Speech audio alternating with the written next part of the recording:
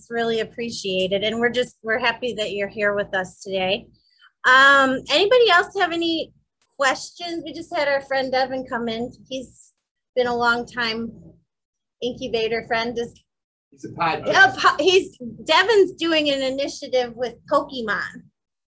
I don't know if anyone here is familiar with that, but that might be something we could connect with your youth groups. Devin, do you feel like talking about it? You want me to try?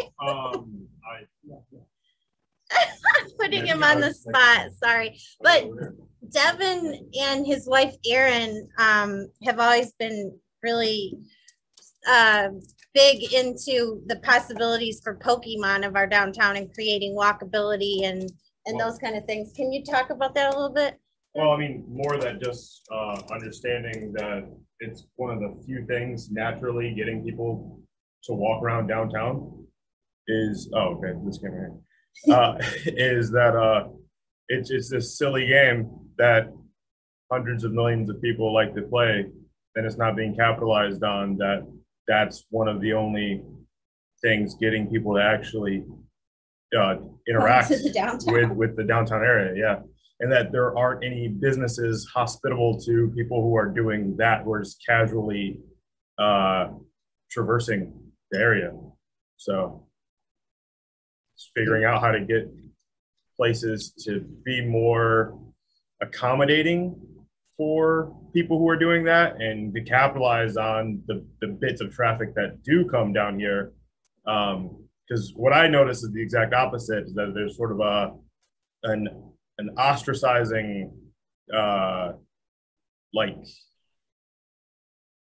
vibe to it for a lot of people when they sort of just disregard that, oh, that's all they're doing is they're just playing that game as they walk down. And it could be a hot day and someone could want something to drink, and a store that would sell something to drink to somebody is closed because reasons, I don't know, because they don't respect that the traffic that is here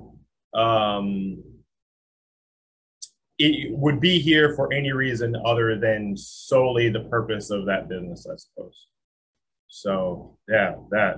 Can I share? I got a super funny story with Pokemon. Awesome. Well, I not only work with kids, but we work with injuries from birth on up to, to aging.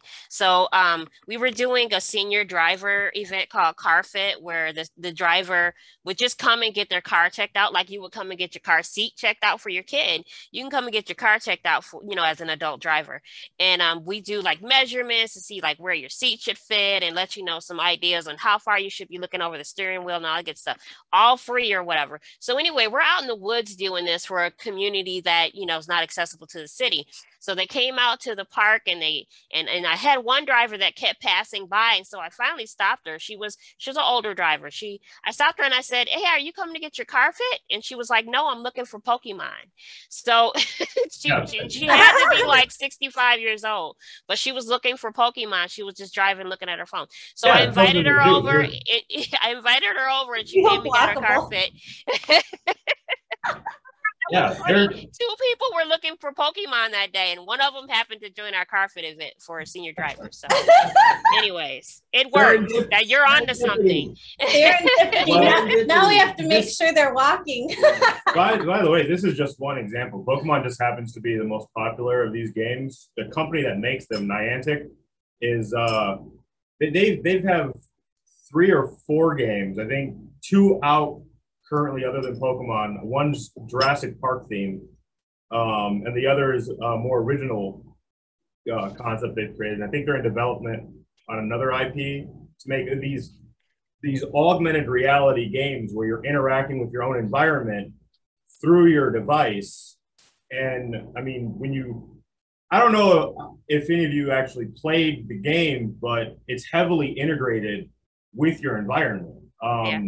There are stops that you use to get items to progress in the game, and those are landmarks that you press on in the game, and it'll bring up a picture of, say, this Crowfoot sign here, or the Phoenix Center tower.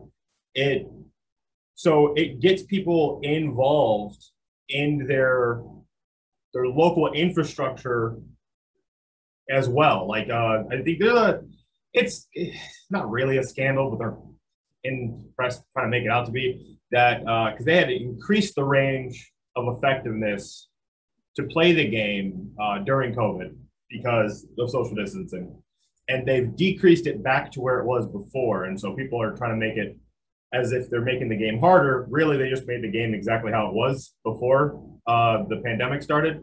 But they do that so that you have to walk around and interact. And so that it's not so easy to just drive your car and play, because obviously that's dangerous, and they advise against that. And they even inhibit certain functions of the game if you are going too fast, because it can track your speed, so that you can't do that. So they really want you to be walking around and interacting with your environment. And it just so happens that the downtown area is lucky enough to have so many markers that were uploaded into the game. So there's, like, in terms of density for playability, it's one of the most dense areas in like all of Oakland County. And I'd be willing to bet on any given day the traffic that actually going through the downtown area is for these types of games, and not really for any other reason. I mean, I guess maybe to stop and eat at the brewery every once in a while. But yeah. So can we expand that to the neighborhood? Yeah, there's a system in place in the game for people who are like dedicated players, where they can, because the functionality is everywhere. I mean, you can the Pokemon spawn where there's at least perceived population density, and it includes neighborhoods where there's frequent activity. They monitor that sort of thing, which I think is heavily a reason why Niantic even reached out to the city of Pontiac, because they monitor the activity of the game, and they see a lot of density in this area, which is very ironic when you look around this area. But yeah, you can go out into the neighborhoods. There are still stops, and there are still all sorts of things to interact with there, just not nearly as much. So, and can you can, didn't you say that you can enter vote for places that should be on it, like Washington School could become something maybe, or yeah, if it's not already, honestly. Right. Okay. It might already be. I haven't like tracked them all. There's hundreds, right, if not thousands, in just this area. So yeah, I think my point is just it's an unintentional lifeline in terms of traffic and activity in a place that's otherwise devoid of it, and it should be appreciated and kind of capitalized on instead of ignored. I mean, it's been around for 5 years. For 5 years, the traffic down here, so far as I know, has been heavily about this game, and there's been nothing that's remotely interacted from the businesses down here to the people walking around playing this game. And if it's an inhospitable environment for that sort of thing, then I can see, or at least understand why when a person's done, they leave. They're in and they're out for the sake of the game. And I was just going to say that it's a rage for a minute and then you leave. Exactly. Yeah, because what else are you going to do? So it's up to us and Parking Day team to create some other nudges. Yeah, there we go. We call it the Pokemon nudge. Yes. I was thinking about